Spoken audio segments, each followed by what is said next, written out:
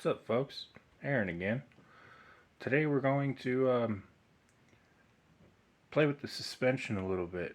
I got some 110 shocks that I want to put on the front and possibly the rear as well, just for a little more articulation, because the truck out of the box performs well, don't get me wrong, but I just want a little more flex, because on some obstacles that I want to get up, I can't make it up because it wants to flip. Stay tuned. So right out of the box we got just about 4 inches with the rear tires still on the ground. Went to Hobbytown and got these today, 110mm shocks, to get more articulation out the front. We can do this one of two ways. We can either take the entire tire off, which you're gonna just unscrew that hub and there's your bolt right there. Or you can just take your 2mm, turn the tire all the way to the right or left, and it fits right in there.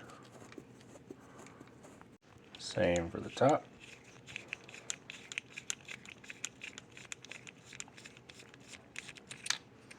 Done.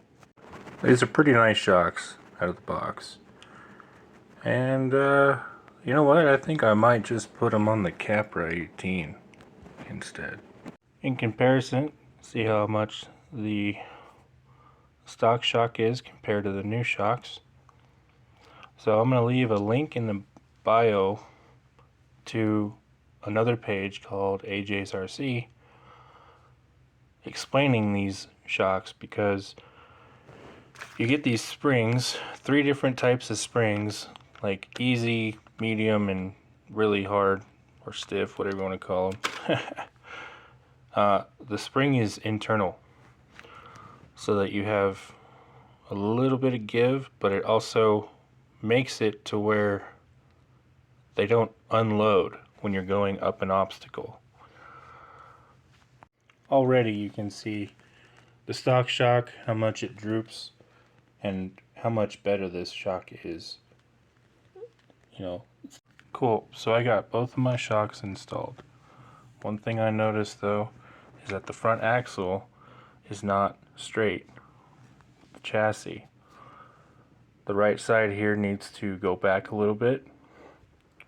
So, I mean, if you have a real rig, you know, when you put bigger shocks, you'll need longer links, you know, to even out everything, and have to adjust the whole math with it, because now everything is hyperextended in the front, which it'll droop down when I put it down, but when it's articulating, that might just be a problem. So I'll definitely have to do some more upgrades just for this suspension. So right off the bat, this thing sits more level than it does with the other shocks up front.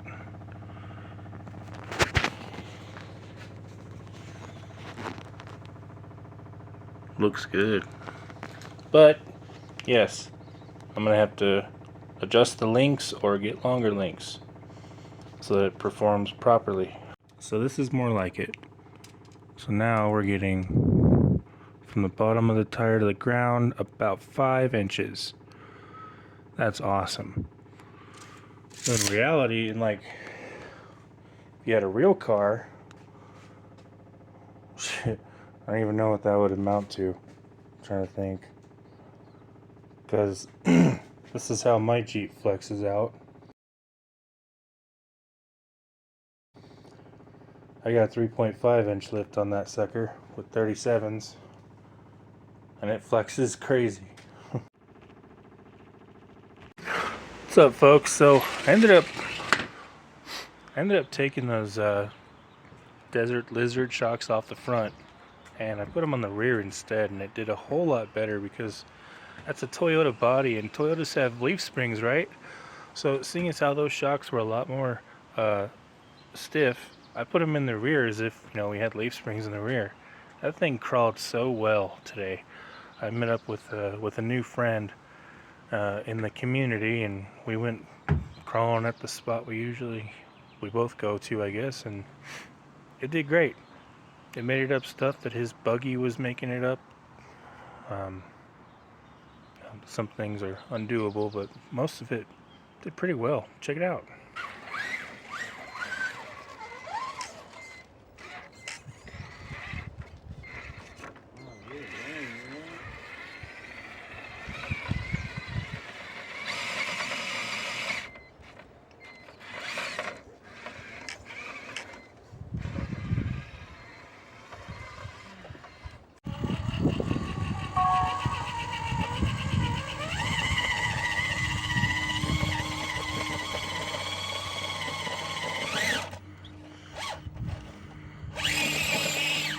Oh!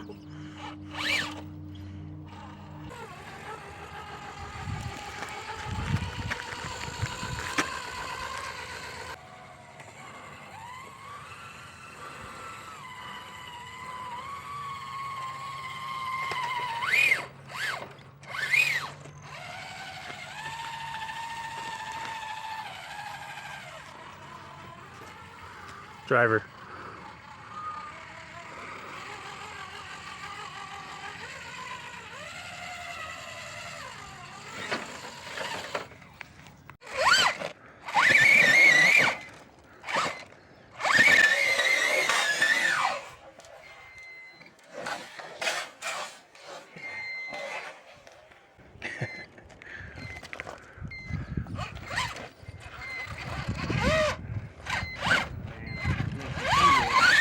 There you go. Nice. That thing is a monster. Nice.